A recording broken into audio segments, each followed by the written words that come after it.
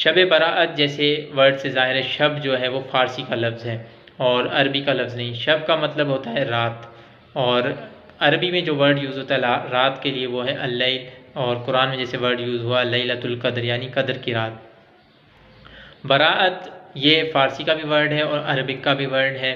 اور جیسے قرآن میں ورڈ سورہ توبہ میں اللہ تعالیٰ نے یوز کیا براءۃ من اللہ ورسولہ، کہ اللہ اور اس کے رسول صلی اللہ علیہ وسلم کی برات ہے مشرکوں سے جب انہوں نے معاہدہ توڑ دیا۔ لیکن عربی میں جب یہ برات ورڈ یوز ہوتا ہے تو جیسے تا مربوطہ گول تا سے یوز ہوا، اور دوسری جگہ بھی براء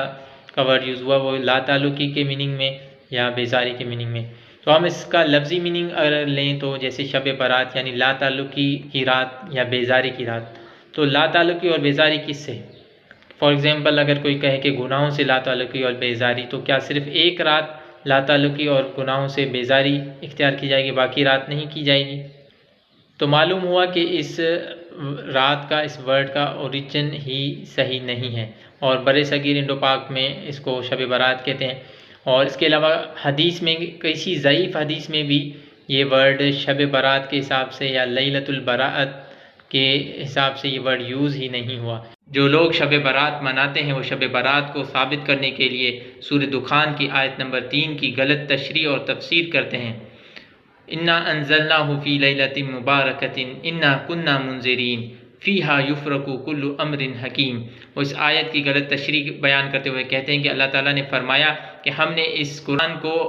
لیلۃ المبارکہ میں نازل کیا، اور اس لیلۃ المبارکہ سے وہ مراد لیتے ہیں کہ شب براعت مراد ہے، جبکہ بچے کو بھی پتہ ہے کہ انا انزلناہ فی لیلۃ القدر، کہ ہم نے اس قرآن کو لیلۃ القدر میں نازل کیا۔ لیکن وہ ایسے علماء آپ کو ملیں گے کہ جو ٹی وی چینلز پر بیٹھ کر اور یوٹیوب پر بیٹھ کر اور مساجد میں بیٹھ کر یہ بات کہیں گے کہ اس آیت سے مراد شب براعت ہے۔ یہ آیت کا ترجمہ ہے کہ اس مبارک رات میں حکمت والے فیصلے کیے جاتے ہیں، تو اس سے وہ غلط تشریح مراد لیتے ہوئے کہتے ہیں کہ شب براعت میں دیکھیں کہ سارے فیصلے ہوتے ہیں، تقدیر لکھی جاتی ہے، تو یہ غلط کانسیپٹ ہے۔ اس دونوں آیت میں جو مراد ہے شب قدر مراد ہے، نہ کہ شب برات مراد ہے۔ امام قرطبی نے تفسیر قرطبی میں کہا ہے کہ اس لیلۃ المبارکہ سے مراد لیلۃ القدر ہی ہے، اور جو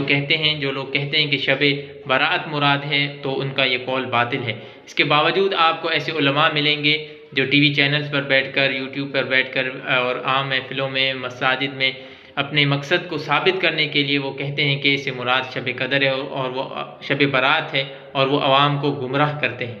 15ویں شعبان کے فضیلت میں کچھ ضعیف حدیثیں ہیں جو سب کی سب ضعیف ہیں، سوائے ایک حدیث کے جو حسن یا صحیح کے درجے پر پہنچتی ہے۔ اس میں صرف اتنا ہے کہ اللہ تعالیٰ 15ویں شعبان کو تمام لوگوں کو معاف کر دیتا ہے سوائے 2 قسم کے لوگ۔ پہلا مشرک کو معاف نہیں کرتا، اور دوسرا جس کے دل میں کینہ اور بغض ہو۔